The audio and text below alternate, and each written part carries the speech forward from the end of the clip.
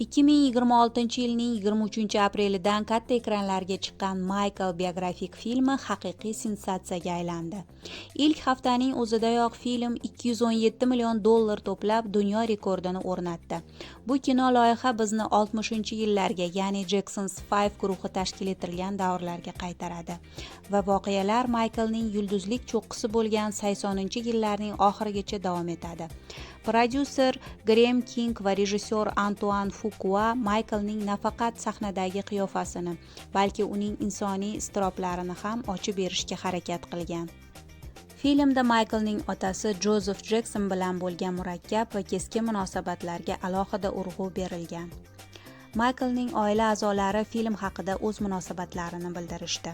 Michaelning akasi Jackie Jackson intervyu chog'ida ko'zida yosh bilan shunday dedi: "Men juda hayajonlanib ketdim, chunki u ekranda Michaelga aylandi. Bunga ishona olmadim. Jafar aql bovar qilmas ishni bajargan. Butun jamoa ajoyib mehnat qilgan. Biroq hamma ham birdek xursand emas."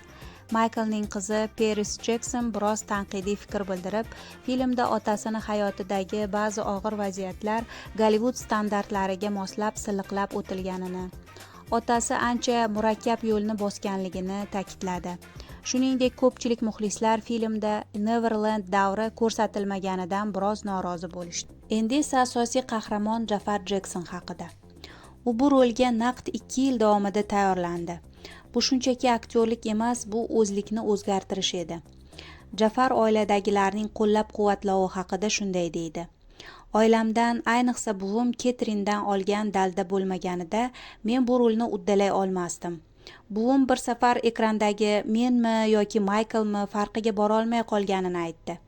Bu men uchun eng oliy maqtov edi."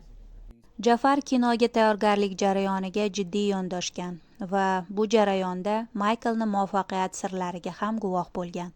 U shunday deydi: "Menga ko'plab shaxsiy yozuvlardan foydalanish imkonini berishdi va men uni mantralar hamda affirmatsiyalardan foydalanganini va manifestatsiyaga, niyatni amalga oshishiga ishonganini bilib oldim. Ularga chuqur sho'ng'imagunimcha u haqda bu narsani bilmasdim. Shuningdek, u erishmoqchi bo'lgan hamma narsasini yozib borardi. U buni takrorlardi, hatto 30 daqiqalab meditatsiya qilar va shunchaki bu mantralarga qarab ularni birin-ketin takrorlardi. U ularni ko'zguga, shiftga yopishtirib qo'yardi. Ko'rib turganingizdek, u har kuni chinakamiga buyuklikka intilgan." Raqslar haqida gap ketganda, Jafar nafaqat harakatlarni, balki kiyimni ahamiyatini ham o'rgandi. Bu haqda shunday deydi: "Men va harakatlarim uchun eng qiyin bo'lgan birinchi narsa shimlar edi. Oyoqlarimni yon tomonga silkitganda yoki keng harakatlar qilganda shimlar yirtilib ketmasligi uchun ular yetarlicha elastik ekaniga ishonch hosil qilish kerak edi. Bizga bu harakatlar uchun ko'proq erkinlik berish maqsadida bu shimlarga juda ko'p qo'shimcha mato tikishga to'g'ri keldi." Bu juda qiziq, chunki Michael kiyimlarga, ayniqsa xoreografiya nuqtai nazaridan juda qiziqardi. Men bu haqda bir hikoya eshitganimni eslayman.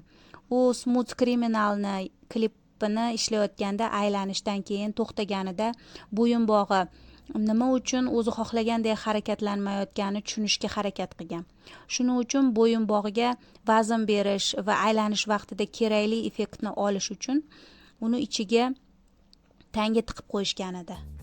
Film 80-yillar oxiri tugashi bejiz emas, prokatda ulkan muvaffaqiyat va voqealarni aynan Bet qo'shig'i chiqqan davrda to'xtagani filmning ikkinchi qismi chiqishidan dalolat beradi.